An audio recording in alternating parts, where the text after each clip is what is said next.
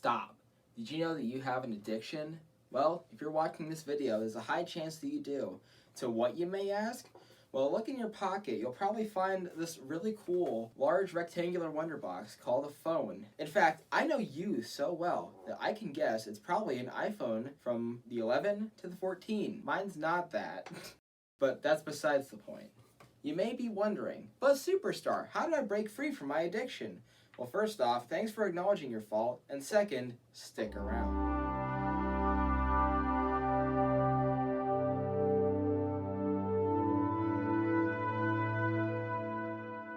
Hello everyone, and welcome to your intervention. Now first off, I'd like to address the few of you that weren't convinced that you're addicted. Like me. Let me tell you that big tech companies like Google, who owns YouTube, Meta, who owns Facebook and Instagram, and a bunch of others, Twitter, Snapchat, TikTok, provided it hasn't been banned yet, have all these really cool sneaky tricks that they use to keep your eyes glued to the screen. This is how they do it. YouTube, everyone's favorite dumpster fire. Now, if you don't use YouTube much anymore, I wouldn't blame you for not noticing this, but I chose YouTube first because it lays the groundwork for what other companies do. Now, if I were to click on a random YouTube video, on the side here is a large list of recommendations.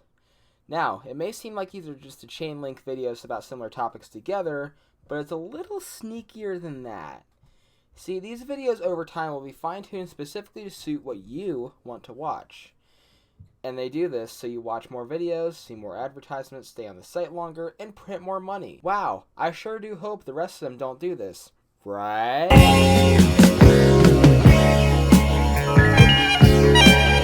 Instagram will load posts on your home screen in a certain order that's predetermined, but it's different every time, because of course it is. It first shows you any new posts from accounts you follow in order from newest combined with what's best for you. But once you run out of new posts, the feed keeps going with content handpicked by artificial intelligence. TikTok probably does the same thing as the second half of the Instagram feed, but I've never actually used the app personally.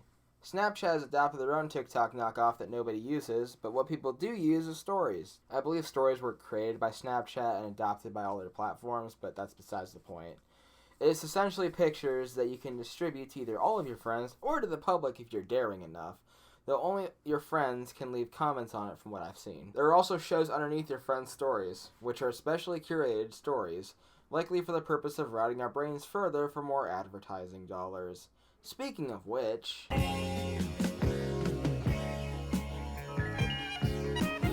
have you ever had a conversation with somebody about some kind of product and the next thing you know you're flooded with ads about it? That's targeted advertising at play. Targeted advertising is where companies use some techno magic nobody quite understands to collect personally identifiable info about you. This data is then sold to several companies and agencies to deliver ads specific to you in hopes that you will click on them. Pretty scary, right? Well, they're all doing it. There's more points I can go into, but I think you get the idea. Big tech profits off your attention. So what are we going to do? Are we going to destroy all of our technology? No, that's not what I'm saying at all. What I'm saying is this. Step 1. Turn off notifications. The first thing you should do is turn off your notifications. Of course, if someone's trying to get a hold of you, you kind of need notifications for that. But anything trying to draw you into a rabbit hole is just going to hurt you. Go into settings, find notifications, and turn them off.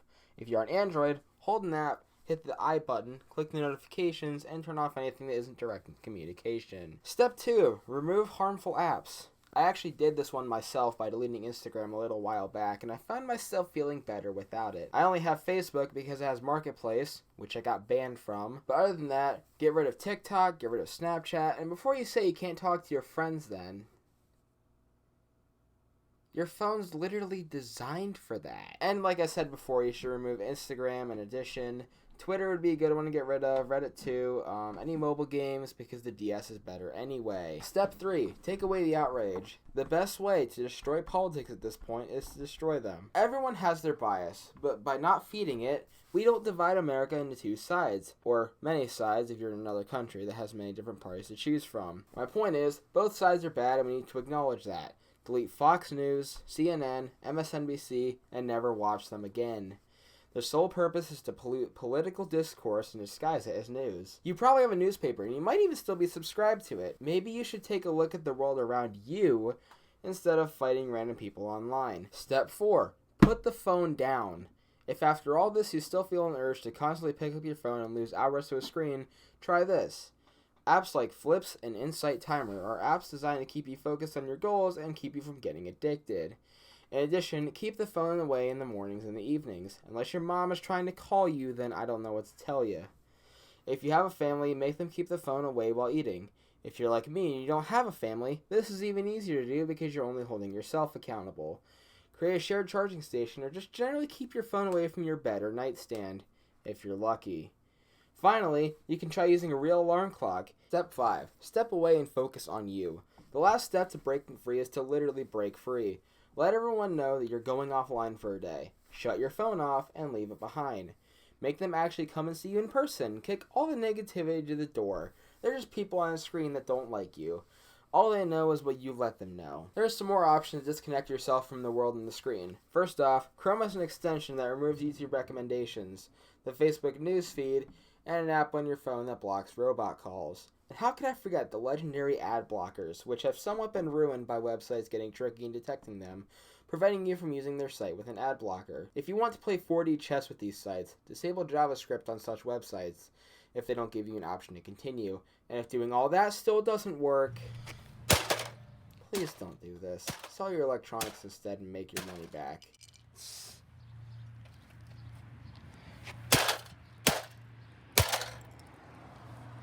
You know, I'm done with this thing. These things are surprisingly durable. So if you're out there watching this video and you want to take your life back, I encourage you to follow this guide. And by the end of it, you can give big tech the... Thanks for watching, everyone. I had a lot of fun making this project, and I seriously do encourage you to break your tech addiction. It's easier said than done, but freedom really is a beautiful thing. If you enjoyed this video, I encourage you to check out my YouTube channel, Superstar64, where I explore the wild world of vintage tech, mechanics, and try to have a laugh or two. I'm Jack Horn, and I will see you in the night sky.